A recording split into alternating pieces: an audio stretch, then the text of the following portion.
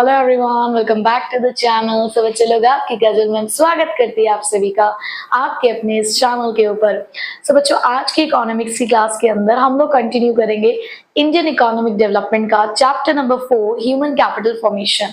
और आज हम लोग खत्म करेंगे इस चैप्टर को और बहुत ही बढ़िया तरीके से हमने इस चैप्टर को अब तक पढ़ा है। सारी चीजों को हमने बहुत ही अच्छे से क्लियर आउट किया कि ह्यूमन कैपिटल फॉर्मेशन क्या होता है, फिजिकल कैपिटल क्या होता है, उसकी प्रॉब्लम्स क्या हैं, क्यों हमें ह्यूमन कैपिटल फॉर्मेशन की जरूरत थी, और भी बहुत सारी चीजें हमने इस चैप्टर के अंदर अब तक डिस्कस करी। तो चलिए बच्चों, आज इस चैप्टर को थोड़ा और आगे बढ़ाते हैं और जानते हैं थोड़ी सी और कुछ बातें ह्यूमन कैपिटल फॉर्मेशन के बारे में। सो जल्दी से अपना रजिस्टर, पेन और बुक ले आइए ताकि आप जो की पॉइंट्स यहाँ पे मैं आपको प्रोवाइड कराती हूँ आप उससे नोट डाउन कर सकें। सो बच्चों, लास्ट क्लास में हमने इस चैप्टर के अंदर बहुत सारी चीजों के बारे में पढ़ा कि ह्यूमन कैपिटल फॉर्मेशन की इंपॉर्टेंस क्या है, नॉलेज इकोनॉमी क्या है और किस तरीके से human capital formation economic growth को कंट्रीब्यूट करता है। तो ये सारी चीजें तो हमने पढ़ ली, बट आज हम पढ़ने वाले हैं कि ह्यूमन कैपिटल फॉर्मेशन से रिलेटेड प्रॉब्लम्स क्या हैं। तो आज जो हमारा मेन टॉपिक है सबसे पहला वो यही है, द प्रॉब्लम्स ऑफ HCF। तो अगर मैं प्रॉब्लम्स की बात करूं, so we have 5 problems. So number 1 problem is inadequate resources, number 2 is brain drain, number 3 is high growth of population, number 4 is lack of manpower planning, and number 5 is low academic standards। बच्चे, 5 जो problems हमारे सामने निकल कर आई हैं, ये 5 problems human capital formation के अंदर एक बहुत बड़ी रुकावट की तरह काम करती हैं। चलिए इसकी पहली प्रॉब्लम के बारे में जरा समझते हैं। सो पहली प्रॉब्लम कहती है that we have inadequate resources for the human capital formation, and it is very true. The resources allocated for the HCF are less than the required resources. हमें जितने resources की जरूरत है उससे बहुत ही कम resources हमारे पास आज के टाइम पे अवेलेबल है। आप चाहते हो कि आपकी कंट्री में रहने वाले लोगों के स्किल्स डेवलप हो, वो नॉलेजेबल हो, उनके एक्सपर्टाइज इंक्रीज हो, बट देखो किसी भी इन्वेस्टमेंट के बिना रिटर्न जनरेट नहीं की जा सकती। तो अगर आप खर्चा ही नहीं करोगे तो आप ह्यूमन कैपिटल फॉर्मेशन करोगे कैसे? तो जिस लेवल का हमें यहाँ पे रिसोर्सेज अवेलेबल होना चाहिए ह्यूमन कैपिटल फॉर्मेशन के लिए, वो रिसोर्सेज हमारे पास अवेलेबल नहीं है। और यही कारण बनता है कि जो हमारे पास फैसिलिटीज है HCF के लिए वो इनएडिक्वेट रह जाती हैं। ठीक है। Second is high growth of population. Now अब बच्चे, यहाँ पर हम लोग ये देखते आए हैं कि जो पॉपुलेशन ग्रोथ है वो कंटिन्यूअसली बढ़ती चली जा रही है और इस पॉपुलेशन ग्रोथ की वजह से क्वालिटी पे फर्क आ रहा है। अब देखो कि कहते हैं ना कि excess of everything is bad. अब लगातार अगर पॉपुलेशन बढ़ती चली जाएगी तो जो क्वांटिटी अवेलेबल है फॉर्मेशन के लिए, भाई HCF के लिए जो क्वांटिटी ऑफ रिसोर्सेज है, ये जो भी एक्सपेंडिचर निकाला गया है HCF को प्रमोट करने के लिए, तो वो बढ़ता चला जाएगा ना नंबर ऑफ पॉपुलेशन में। तो जितना ज्यादा वो अमाउंट बढ़ता चला जाएगा तो पर यूनिट एक्सपेंडिचर जो हो रहा है वो कम होता चला जाएगा, जिसकी वजह से क्वालिटी कम हो जाती है। तो यही रीजन है कि जो हाई पॉपुलेशन ग्रोथ है वो HCF की क्वालिटी को रिड्यूस कर देता है और इसी की वजह से जो पर हेड अवेलेबिलिटी ऑफ फैसिलिटीज है फिर वो कम हो जाती है। तो सेकेंड, ये जो पॉपुलेशन ग्रोथ है ये भी हमारे लिए एक बहुत बड़ा रीजन है कि क्यों HCF बहुत ज्यादा अच्छे से इंडिया के अंदर नहीं हो पा रहा है। क्यों? क्योंकि यहाँ पर है high rate of population growth. Third one is brain drain. अब ब्रेन मतलब हमारी नॉलेज, हमारा दिमाग, और ड्रेन मतलब बहता हुआ नाला कहते हैं जिसको। तो हमारी नॉलेज को बहाया जा रहा है कहाँ? दूसरी कंट्रीज के अंदर। क्यों? क्योंकि देखो लोग माइग्रेट करते हैं एक जगह से दूसरी जगह पर अच्छी सैलरीज के लिए, अच्छी एम्प्लॉयमेंट अपॉर्चुनिटीज के लिए, बट यहाँ पर इसकी वजह से क्या हो रहा है? हमारी कंट्री का नुकसान हो रहा है कि हमारे यहाँ के जो स्किल्ड लेबर्स है, हमारे यहाँ के जो स्किल्ड वर्कर्स हैं, हमारे डॉक्टर्स है, हमारे इंजीनियर्स हैं, हमारे वो वर्कर्स कहाँ जा रहे हैं? दूसरे देशों में जाकर अपनी सर्विसेज को दे रहे हैं। क्यों? In search of good employment opportunities, in search of high salaries. अगर वही सब चीजें उन्हें यहाँ प्रोवाइड कर दी जाती तो वो क्यों माइग्रेट करके जाते दूसरी कंट्रीज के अंदर? तो ब्रेन ड्रेन भी एक बहुत बड़ा रीजन है कि क्यों हमारे यहाँ पे HCF इतना डेवलप नहीं हो पाया, क्योंकि यहाँ के जो कैपेबल लोग हैं वो अपने कैलिबर का इस्तेमाल कहीं और जाकर कर रहे हैं। So people migrate from one place to another for the better opportunities and the better salaries. This leads to the loss of a class of skilled laborers like doctor engineers. तो इसकी वजह से क्या हो रहा है भाई कि हमारे जो अच्छे अच्छे लोग हैं, हमारे skilled laborers हैं, वो दूसरी कंट्री के अंदर जा रहे हैं, who have the high caliber and rare in developing countries, और बड़ी मुश्किल से ऐसे लोग मिलते हैं हमें अपने यहाँ पर। तो इनका कैलिबर हाई है लेकिन उनको खो रहे हैं, क्यों? क्योंकि यहाँ पर उनके पास वो एम्प्लॉयमेंट अपॉर्चुनिटीज नहीं है जो उनके पास होनी चाहिए थी। And the cost of such loss of quality of human capital is very high, और इसकी बहुत बड़ी कीमत हमें चुकानी पड़ती है। क्यों? क्योंकि फिर वही एक्सपर्ट्स, वही प्रोफेशनल हम लोगों को हायर करने पड़ते हैं, तो उसकी कॉस्ट हम लोग बियर कर रहे हैं। तो ये तीसरा कारण है HCF की प्रॉब्लम को जो अराइज करता है। Number 4 is lack of proper man power planning. देखो बच्चे, बिना प्लानिंग के तो कुछ भी नहीं हो सकता। कोई भी काम करते हैं ना, कोई भी एक्टिविटी करते हैं तो बिना प्लानिंग के तो नहीं हो सकती। और आज आप अपने देश के डेवलपमेंट की बात करते हो, अपने कंट्री के डेवलपमेंट की बात कर रहे हो, तो क्या वो बिना प्लानिंग के हो सकती है? आपको अपने कंट्री के डेवलपमेंट के लिए, उसकी इकोनॉमिक ग्रोथ के लिए कितने लोगों की जरूरत है, कैसे लोगों की जरूरत है, इस चीज के लिए भी प्लानिंग की जरूरत है। तो यहाँ पर आप मैन पावर की प्लानिंग नहीं करते हो, तो ये भी एक प्रॉब्लम है आपके यहाँ पर HCF से रिलेटेड। So an imbalance between the demand and supply of human resource of various categories. तो हमारे यहाँ पर ना कि अलग अलग कैटेगरीज के लिए हमारे पास डिमांड और सप्लाई में एक इम्बैलेंस है। डिमांड ज्यादा है, सप्लाई कम है।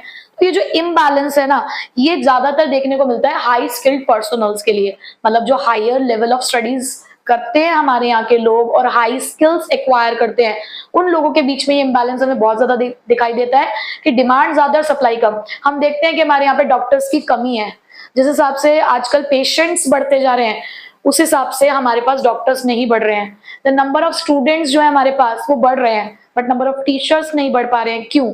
क्योंकि हमारे यहाँ पर इन सभी चीजों की क्या है? कमी है, इम्बैलेंस है।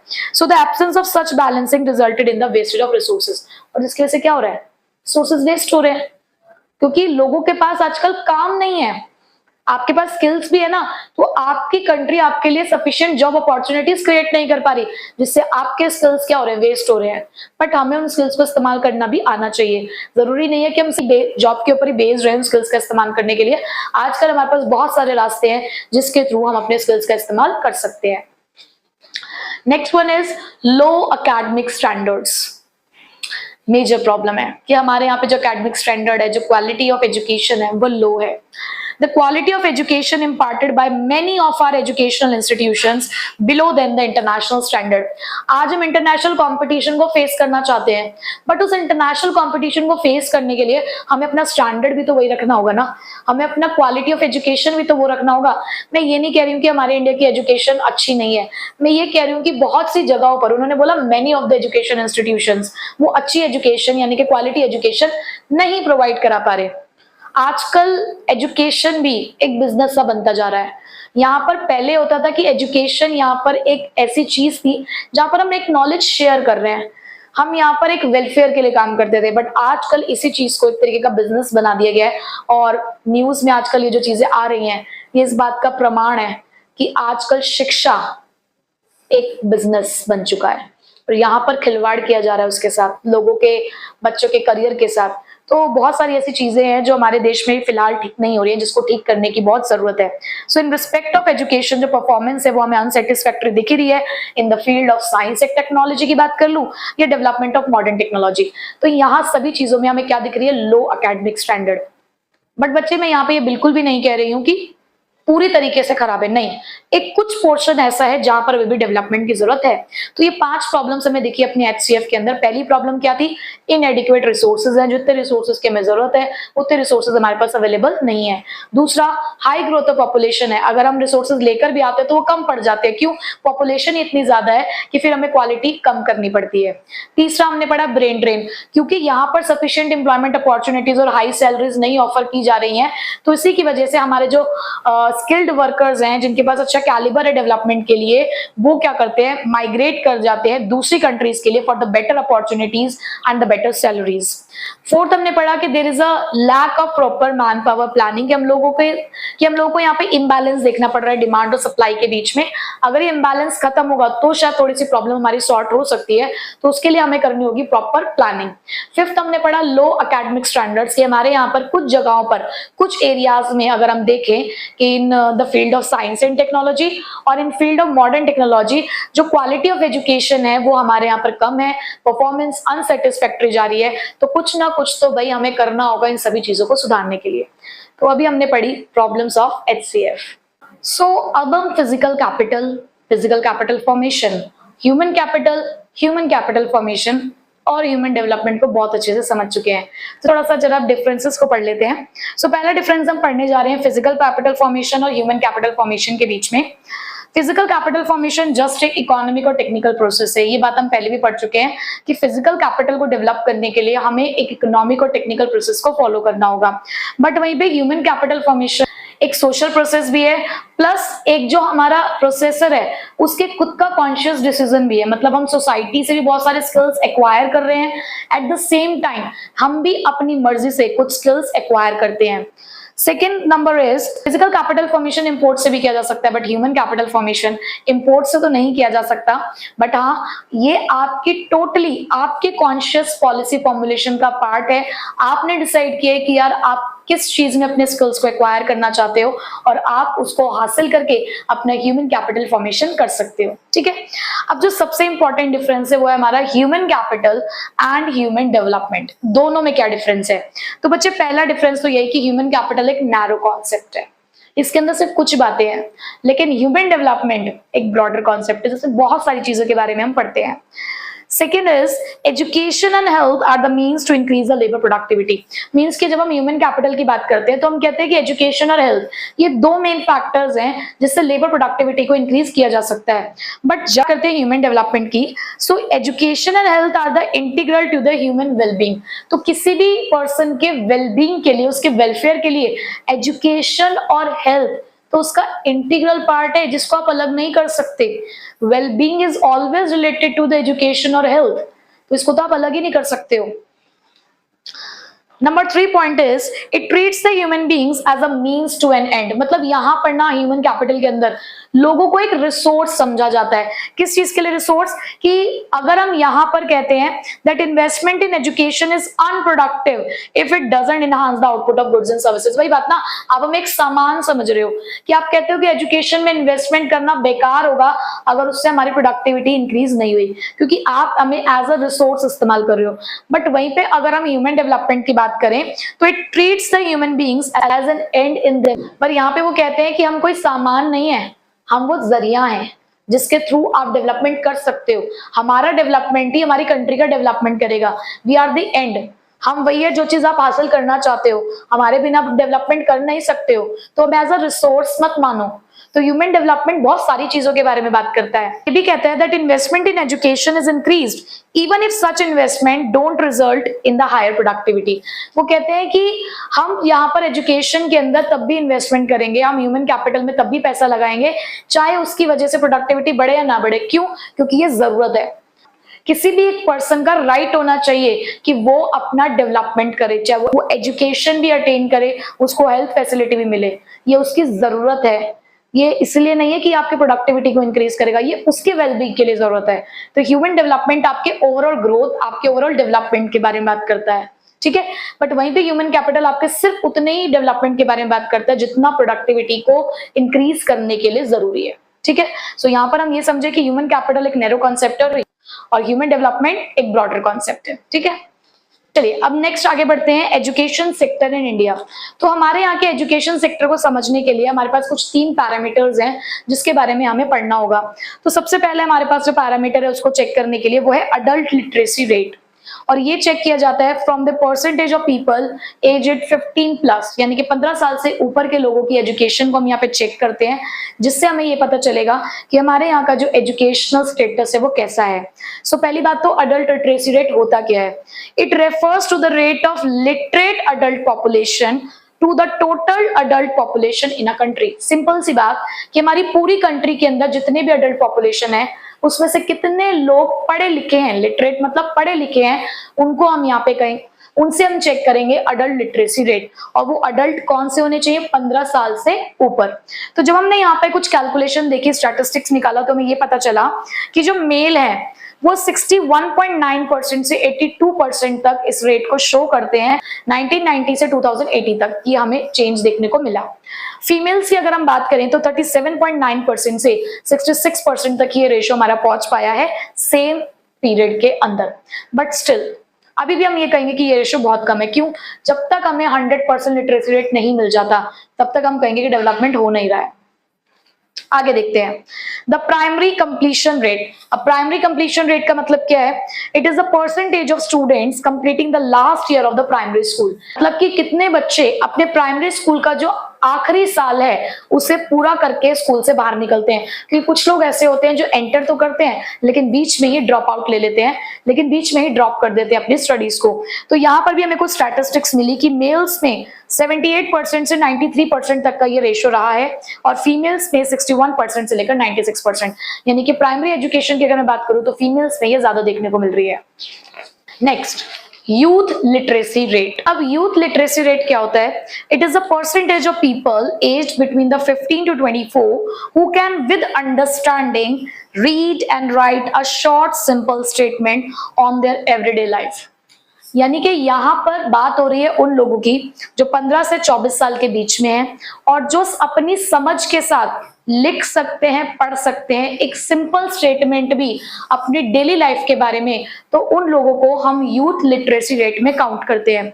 यहाँ के स्टैटिस्टिक्स बताते हैं कि मेल्स के अंदर ये जो रेट है ये 76.6% से 93% तक पहुंच चुका है और फीमेल्स में 54.2% से 90% तक पहुंच चुका है। तो इस रेट की अगर हम बात करें तो ठीक है, एक अच्छा खासा हमें यहाँ पर इंक्रीमेंट देखने को मिला है। तो यहाँ से हमें थोड़ा बहुत अनुमान लगा कि हमारे यहाँ का जो एजुकेशन सेक्टर है वो कैसा है। नेक्स्ट, अब हमारी सरकार क्या कर रही है? हमारी सरकार हमारे इस एजुकेशन सिस्टम को ठीक करने के लिए क्या कर रही है? हमारे हेल्थ सिस्टम को ठीक करने के लिए क्या कर रही है? तो इसके बारे में भी तो हमें पढ़ना होगा ना। तो बेसिकली अब हम पढ़ने जा रहे हैं कि हमारे यहाँ पर फ्री और कंपलसरी एजुकेशन के लिए क्या प्रोविजन लगाया गया।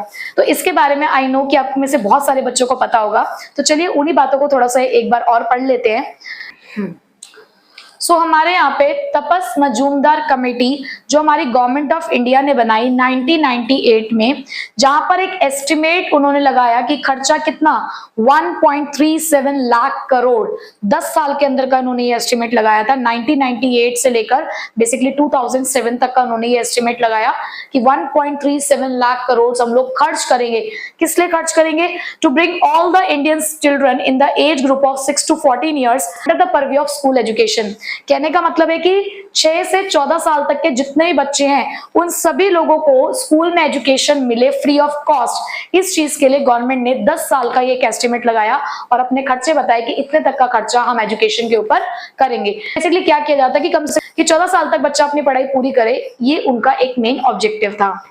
उसके बाद 2009 में फिर से गवर्नमेंट ऑफ इंडिया ने इनैक्ट किया एक राइट टू एजुकेशन, यानी कि शिक्षा को एक अधिकार के रूप में सामने लाया गया, जहां पर उन्होंने कहा कि फ्री एजुकेशन लेना एक फंडामेंटल राइट है हर एक उस बच्चे का जो 6 से 14 साल तक की एज के अंदर है।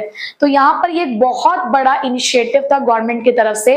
प्लीज एक बच्चा 14 ईयर्स तक की एज में पढ़ाई करे, अपनी पूरी करे, बीच में उसकी पढ़ाई में कोई रुकावट ना आए, तो इसलिए फ्री एजुकेशन कर दी गई उसके लिए और इसे बना दिया गया राइट टू एजुकेशन। और कब आया था ये? 2009 के अंदर। उसके अलावा गवर्नमेंट ऑफ इंडिया ने एक और इनिशिएटिव लिया कि जब हम इनकम टैक्स को पे करते हैं तो उस इनकम टैक्स के अंदर लगाए जाते हैं कुछ सेसेस होते हैं हमारे स्मॉल टैक्सेस। तो हर एक पर्सन जो इनकम टैक्स पे करता है उसे साथ में देना होता है 2% एजुकेशन सेस। और वो जो 2% एजुकेशन सेस है जो लोगों से कलेक्ट किया जा रहा है, उस पैसे का इस्तेमाल किया जाता है बच्चों की एजुकेशन के लिए, कि एजुकेशन सेक्टर को डेवलप करने के लिए ये जो हम टैक्सेस की फॉर्म में कलेक्ट कर रहे हैं उसको हम इस्तेमाल करेंगे उस एजुकेशन को और ज्यादा आगे बढ़ाने के लिए। फिर उसके बाद गवर्नमेंट ने एक बहुत बड़ा अमाउंट सैंक्शन किया ताकि हायर एजुकेशन को भी प्रमोट किया जा सके।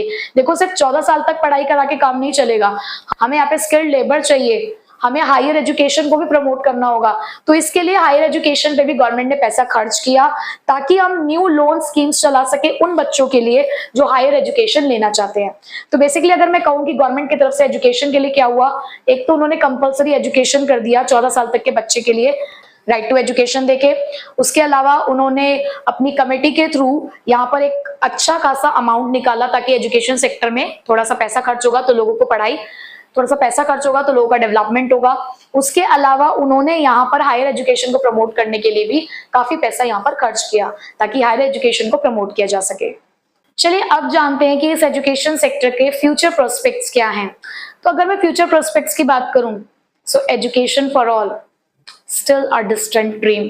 यानी कि एजुकेशन फॉर ऑल आज भी हमारे लिए वो एक सपना है जो हम बहुत दूर से देख रहे हैं, जिस तक पहुंचना हमारे लिए शायद अभी बहुत मुश्किल है। अब इसको प्रूव करने के लिए हमारे पास कुछ पॉइंट्स हैं। सबसे पहला point, absolute illiterates it's still as much as India's population was at the time of independence. मतलब हमारे पास इंडिपेंडेंस के टाइम पे जितनी पॉपुलेशन थी ना, उतने ही हमारे पास आज के टाइम पे एब्सोल्यूट इलिटरेट लोग हैं। बिना पढ़े लिखे अगर लोग हमारी कंट्री में आज भी हैं इतने सारे, तो कहाँ हमने हासिल किया है कुछ भी? कहाँ है हमारा एजुकेशन सेक्टर डेवलप्ड? अभी भी बहुत कुछ करना बाकी है हमारे लिए। हमारे पास 1950 में जो हमारा कॉन्स्टिट्यूशन डायरेक्टिव्स है उसके अंदर एक बात लिखी गई थी, गवर्नमेंट ऑफ इंडिया है वो ये कहती है कि फ्री और कंपलसरी एजुकेशन हम दे देंगे। कितने साल तक के बच्चों के लिए? 14 ईयर्स तक के बच्चों के लिए बात बोली गई। पर क्या आज भी 100% हम इस चीज को अचीव कर पाए हैं? नहीं। कितने साल हो गए हैं? 1950 में जो बात कही गई थी वो आज तक भी अचीव नहीं हो पाई है। तो कहाँ एजुकेशन फॉर ऑल का ड्रीम हमारा पूरा हो रहा है? तो आज भी बहुत कुछ करना हमारे लिए जरूरी है। तो यहाँ पर अब बात आती है कि बेसिकली जेंडर इनइक्वालिटी भी इसका एक मेन रीजन आप कह सकते हो कि एक बार को लड़कों को तो पढ़ाई करने के लिए भेज दिया जाता है स्कूलों के अंदर, बट वहीं पे जब बात आती है बेटियों की, लड़कियों की, गर्ल चाइल्ड की, तो आज भी ऐसे हमारे यहाँ पर बहुत सारे ऐसे रीजन्स हैं, बहुत सारे एरियाज हैं, वो पिछड़ा हुआ वर्ग है हमारा जो आज भी लड़कियों की शिक्षा की तरफ ध्यान नहीं देता है, जिसकी वजह से ये इम्बैलेंस क्रिएट हो रहा है। तो चलिए देखते हैं कि जेंडर इक्विटी क्या कहती है अब। सो gender equity better than before, but still आज मैं ये कहूंगी कि आज के टाइम पर ये जो जेंडर इक्विटी है ये हम हासिल कर रहे हैं।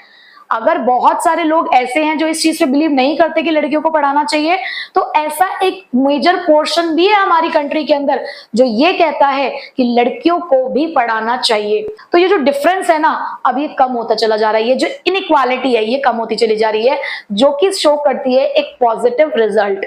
सो differences in the literacy rate between the males and females are narrowing, ये कम होते जा रहा है and this indicates a positive development in gender equity।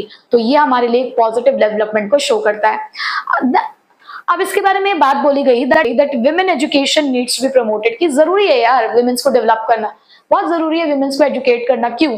Number 1 point is to improve the economic independence and the social status of a woman, कि यहाँ पर बहुत जरूरी है कि हमारे यहाँ पर जो विमेन है उसको सोशली हमें स्ट्रॉन्ग करना है, उनको सोशल स्टेटस दिलवाना है एक, प्लस इकोनॉमिक इंडिपेंडेंस होनी चाहिए कि हमारे यहाँ की जो बेटियां हैं काबिल हो जाएं कि पैसों के लिए उन्हें किसी के ऊपर डिपेंड न रहना पड़े।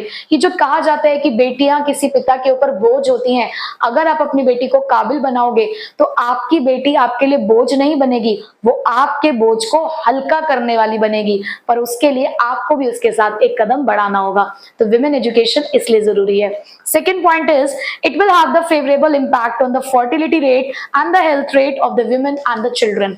अब एक पढ़ी लिखी महिला जो होगी, कहते हैं ये बात कि अगर किसी घर में एक पढ़ी लिखी महिला होती है ना, तो उस घर को संवार सकती है अगर वो भी अपने स्किल्स का सही इस्तेमाल करे तो यहाँ पर बोला गया कि अगर एक विमेन एजुकेटेड होगी तो उसको पता होगा कि किस तरीके से उसको अपनी फैमिली को मैनेज करना है, फैमिली प्लानिंग की तरफ जाएंगे तो पॉपुलेशन ग्रोथ नहीं हो पाएगी, अपने हेल्थ को वो मेंटेन कर पाएगी। तो बहुत जरूरी है कि विमेन अगर एजुकेटेड होगी तो इन सब एरियाज के अंदर ध्यान दे सकती है। ठीक है, तो यहाँ पर हम बात कर रहे हैं कि ठीक है, यहाँ पे कुछ पॉजिटिविटी हमें देखने को मिली है। हमारे पास यहाँ पे वो है higher education a few takers. अगर मैं हायर एजुकेशन की बात करूं, आपने एलिमेंट्री लेवल तक तो ठीक है एजुकेशन आपने फ्री कर दी है, 14 साल तक का बच्चा जो है वो अपनी एजुकेशन को ले रहा है, but what about the higher education? वही वाली बात आई कि 14 साल तक के बच्चे को आपने एजुकेटेड कर दिया, बट क्या उसके आगे की पढ़ाई नहीं उसके लिए जरूरी नहीं है? जो हमारी कंट्री का डेवलपमेंट है उसके लिए हमारे पास स्किल्स हाई लेवल के भी होने चाहिए, हमें इन लोगों के कैलिबर्स को इंक्रीज करना है, तो उसके लिए हायर एजुकेशन जरूरी है। बट हायर एजुकेशन की अगर मैं बात करूं तो there are only few takers. देखिए जरा, the Indian education pyramid indicate the lesser and the lesser number of people reaching the higher education level. अगर आप अपने इंडियन एजुकेशन के बारे में जब अपने इंडियन एजुकेशन को देखते हैं तो वो पिरामिड हमें ये शो करता है कि बहुत ही कम लोग ऐसे हैं जो हायर एजुकेशन अटेन कर पाते हैं। मतलब पिरामिड आप समझते हो ना, आपका ये इस तरीके से पिरामिड की शेप होती है। हायर एजुकेशन उस ऊपर वाले पोर्शन को ऑक्यूपाई करता है, तो वो स्मॉल पोर्शन क्या शो कर रहा है कि आपके यहाँ पर ऐसे लोग बहुत कम है जो हायर एजुकेशन को अटेन करते हैं। तो यहाँ पर हमारे पास जो NSSO है, जिसे बदल कर आज NSO कर दिया गया है, पहले ये था नेशनल सैंपल सर्वे ऑफिस, जो अब हो चुका है नेशनल स्टैटिस्टिकल ऑफिस। तो यहाँ पर हमने रेट ऑफ अनएम्प्लॉयमेंट देखा कि ऐसे कितने पढ़े लिखे लोग हैं जो पढ़े लिखे होने के बाद भी अनएम्प्लॉयड है। तो ये चीज हमने यूथ मेल में देखी, तो रूरल एरियाज में ये पोर्शन हमें 19% दिखा और अर्बन एरियाज में ये चीज हमें 16% देखने को मिली कि ग्रेजुएट हैं but still they are unemployed. और फीमेल्स की मैं बात करूं तो रूरल एरियाज में ये पोर्शन 30% देखने को मिला। उसके बाद प्राइमरी लेवल एजुकेटेड यूथ जो है वो 3 to 6% ही ऐसे हैं रूरल और अर्बन दोनों के अंदर, अगर हम देखें कि अनएम्प्लॉयड है। तो यहाँ देखने को मिल रहा है कि हायर एजुकेशन में लोग अनएम्प्लॉयड हैं। तो बेसिकली लोग इसलिए भी आगे नहीं बढ़ रहे हैं कि यार हमें काम तो नहीं मिल रहा है। हमारे यहाँ का एजुकेशन सिस्टम ऐसा होना चाहिए जॉब ओरिएंटेड हो, कि भाई आप पढ़ लिख रहे हो और तुरंत आपको जॉब मिल रही है। यहाँ पे तो पढ़े लिखे लोग चाय तक बेच रहे हैं, सब्जियां बेचने पे मजबूर हो रहे हैं। बहुत सारी चीजें हमने देखी हैं आजकल सोशल मीडिया के ऊपर कि पढ़े लिखे लोग हैं, उनको काम नहीं मिल रहा तो उनको छोटे मोटे काम करके अपना गुजारा करना पड़ रहा है। तो पहचानो यार, अपनी कंट्री के स्किल्स को पहचानो। So government need to increase the allocation of the higher education and also improve the standard of the higher education. तो गवर्नमेंट को कदम उठाने होंगे कि एक तो वो हायर एजुकेशन के ऊपर थोड़ा सा रिसोर्स एलोकेट करे और हायर एजुकेशन के स्टैंडर्ड को थोड़ा सा इम्प्रूव करे। तो हमने अब यहाँ पर सब कुछ पढ़ लिया कि ह्यूमन कैपिटल फॉर्मेशन क्या था। उसमें मेन दो हमने फैक्टर्स पढ़े, एजुकेशन और हेल्थ, और हमने दोनों का स्टेटस देख लिया कि हमारे यहाँ पर क्या है। हमने हेल्थ के भी कुछ इंडिकेटर्स पढ़े थे, आज हमने कुछ एजुकेशन के भी इंडिकेटर्स पढ़े, हमारे यहाँ का एजुकेशन सिस्टम कैसा है, हमने वो सब कुछ पढ़ लिया। अब गवर्नमेंट को क्या करना है, हमें ये पढ़ना होगा कि गवर्नमेंट इंटरवेंशन की जरूरत क्यों है और गवर्नमेंट को इंटरवेन करके क्या क्या करना है वो हमें जानने की जरूरत है। तो सबसे पहले अगर मैं बात करूं तो एजुकेशन और हेल्थ सर्विसेज दोनों के ऊपर गवर्नमेंट का जो एक्सपेंडिचर है वो इंक्रीज होना चाहिए, क्योंकि ये दोनों ही एक बहुत ही इंपॉर्टेंट फैक्टर्स हैं ह्यूमन कैपिटल फॉर्मेशन के लिए। कि लंबे समय तक अगर आपको चाहिए कि आपकी जो कंट्री के जो ह्यूमन रिसोर्स हैं वो ह्यूमन कैपिटल फॉर्मेशन कर सकें, तो उसके लिए गवर्नमेंट को भी क्या करना होगा, कुछ खर्चा करना होगा। हमारे यहाँ पे कुछ रेगुलेटरी अथॉरिटीज है इंडिया के अंदर, जैसे कि जो हमारी मिनिस्ट्री एजुकेशन की वो यूनियन लेवल पर भी है, स्टेट लेवल पे भी है। हमारे पास हमारे डिपार्टमेंट ऑफ एजुकेशन हैं, बहुत सारे ऑर्गेनाइजेशंस भी इस लेवल पे काम करते हैं, लाइक हमारी NCERT जिसको हम बोलते हैं national council of education research and training, university grant commission हमारा UGC, हमारे पास AICTE यानी कि all India council of technical education है, जो यहाँ पर एजुकेशन सेक्टर में बहुत ज्यादा काम कर रहे हैं। ठीक है, तो रेगुलेटरी अथॉरिटीज हैं, बहुत अच्छा काम कर रही हैं, लेकिन इनको भी अपडेट करने की जरूरत है, अपग्रेड करने की जरूरत है। सिमिलरली हमारे पास मिनिस्ट्री है हेल्थ की भी, यूनियन और स्टेट लेवल दोनों के अंदर, जहां पर काम करते हैं कुछ डिपार्टमेंट ऑफ हेल्थ ऑर्गेनाइजेशंस, जैसे कि हमारा national medical commission, Indian council for medical research ICMR आप जिसे कहते हैं, जो हेल्थ सेक्टर के अंदर काम कर रहे हैं।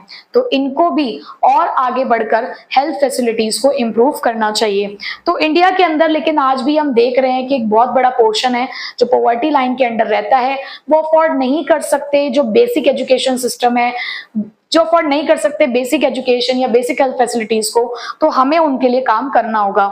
उसके अलावा बहुत सारे ऐसे लोग हैं जो हायर एजुकेशन तक पहुंच ही नहीं पा रहे हैं, तो हमें उनको वो मीन्स प्रोवाइड करने होंगे ताकि वो हायर एजुकेशन तक पहुंच सकें। तो इसके लिए यही किया जाना चाहिए कि गवर्नमेंट को एजुकेशन को राइट तो उन्होंने बना ही दिया है, बट उस राइट के ऊपर वर्क भी करना है। जो बेसिक हेल्थ फैसिलिटीज है वो हर एक पर्सन तक पहुंच सके, जो डिसाइड सिटीजन्स हैं उन तक आप हायर एजुकेशन प्रोवाइड कराओ, बेसिक एजुकेशन प्रोवाइड कराओ, बेसिक हेल्थ फैसिलिटीज प्रोवाइड कराओ, तभी हमारे देश का डेवलपमेंट हो पाएगा, तभी ह्यूमन कैपिटल फॉर्मेशन हो पाएगा। So this was all about the human capital formation in our country। तो हमने बहुत कुछ सीखा इस चैप्टर के अंदर, बहुत कुछ पढ़ा, बहुत कुछ समझा हमने यहाँ पर। तो आई होप कि आपको ये चैप्टर बहुत अच्छे से समझ आ चुका होगा और आप इसको टाइम टू टाइम NCERT में से भी रीड कर रहे होंगे। बच्चे बहुत जरूरी है IED के अंदर कि आप NCERT को रीड करें। NCERT नहीं है आपके पास तो जो भी रेफरेंस बुक आप यूज करते हैं तो प्लीज उस रेफरेंस बुक को रीड किया कीजिए, क्योंकि जितना आप रीड करेंगे उतना ही आप कंटेंट कलेक्ट कर पाएंगे और उसे फिर आप एग्जाम में लिख पाएंगे। ठीक है बच्चे, सो आज की क्लास को करते हैं हम यही खत्म, क्योंकि चैप्टर तो हो गया हमारा फिनिश। सो अब आप लोग इसकी तैयारी कर लीजिएगा और मिलेंगे अब आपसे नेक्स्ट क्लास में इसके अगले चैप्टर के साथ। So till then take care, bye bye.